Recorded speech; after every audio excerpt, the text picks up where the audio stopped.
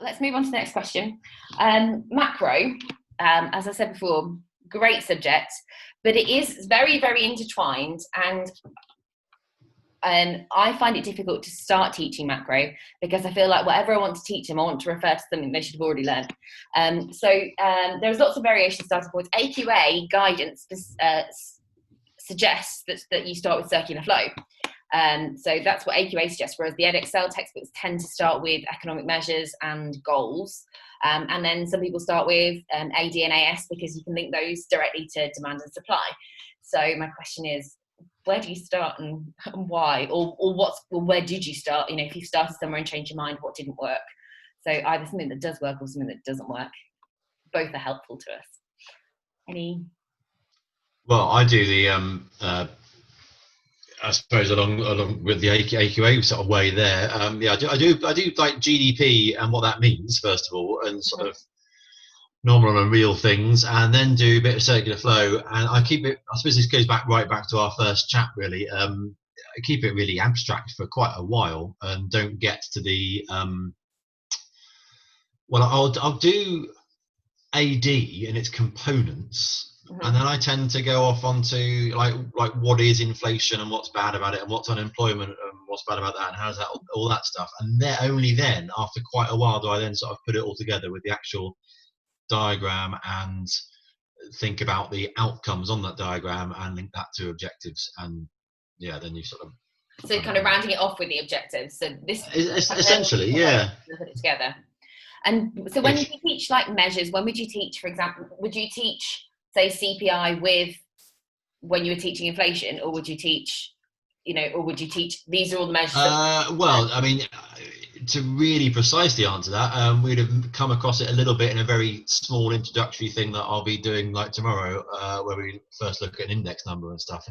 So they'll have seen little bits and bobs with some earlier on, but that would have been in the big chunky bit about inflation, which is what is it, how do we measure it, how is the index constructed, why do we not like it, what's deflation then, and separate thing on inflation. Yeah, but fundamentally starting with the circular flow. Yeah, essentially, yeah.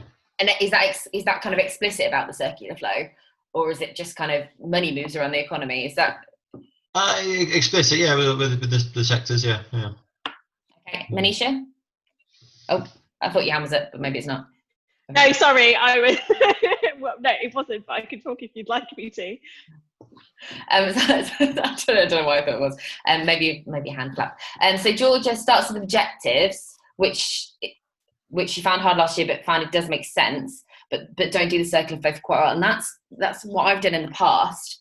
And it's quite nice in some ways because they recognise the objectives, but what I found difficult about it is that I kept wanting to go into more detail and that having to keep like kind of draw myself back from it. I don't know if that's the same problem that. Yeah, I think that's a problem slightly. Well, also I've got a bit of beef with the notion of objectives full stop, really, because they don't really, inflation, sort of growth, maybe sort of unemployment in a direction. That's it. Those are the three objectives. And this Edexcel going on about all the other ones, I think are they're all politically changeable, and you bring that in later, I think. If you haven't been with us before, Andrew has a bit of an issue with Edexcel. So I think that manifests. Oh, and AQA cites all those same things as well. That's not so much of a difference. It's more that I go. Once you've established growth, you can pretty much bank that as being a good thing, and then you can do a bit of inflation, and you can talk about unemployment, but that's about as far as I tend to want to go with objectives until I get more, as you say, more detailed and more interesting about how, I don't know, deficit reduction was a thing, but it's now not a thing, and now might be a thing again, and those aren't constant, and they are not hard and fast objectives. They vary. Yeah, I agree that actually you can get a long way with just inflation and growth. I think you can do quite a lot, and you can teach quite a lot of the other material with just those two. Yeah.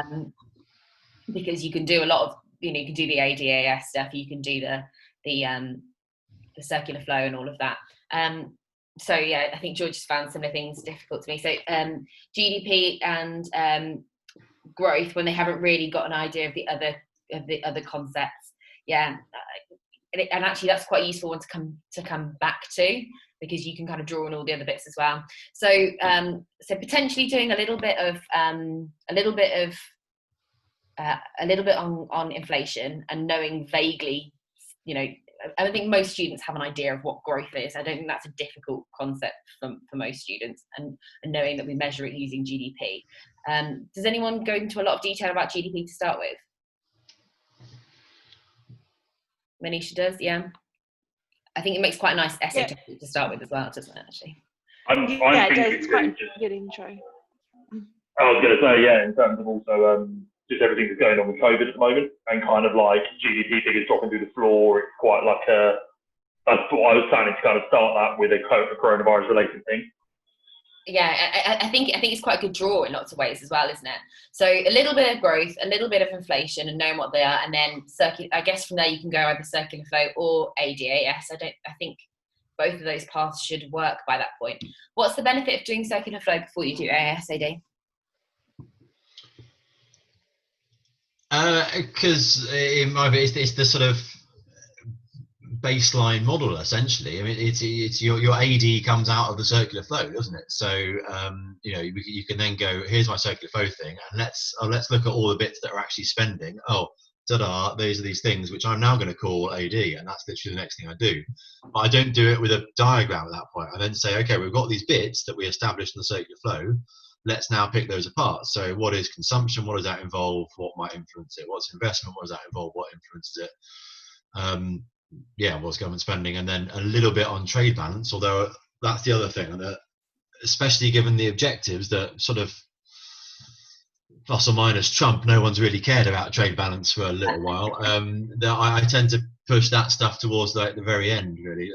So, and that's something that's often revisited again in the second year as well. Yeah, exactly. Yeah.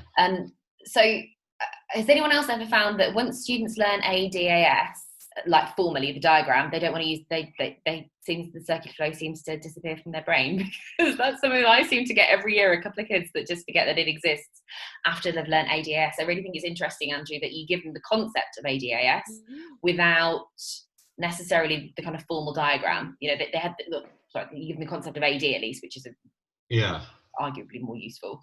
Because you're probably right about that, actually. Does circular flow ever? Do I ever use it apart from when it actually specifically comes up in a question? But I wonder whether then students, because it is a useful way of modelling changes in the economy. Yeah. But I think I found that students stop using it and would rather model any change using ADAS. But I don't know if that gives them more, or whether it's fine that they do that, whether kind of circular flow is a tool to understand ADAS. I don't know. Any other opinions on that one? Maybe it's not a problem then. Well, it's a tool to understand AD, isn't it? And I'll revisit it in the second year. I'm with like Phillips machine videos and stuff, and I'm not sure.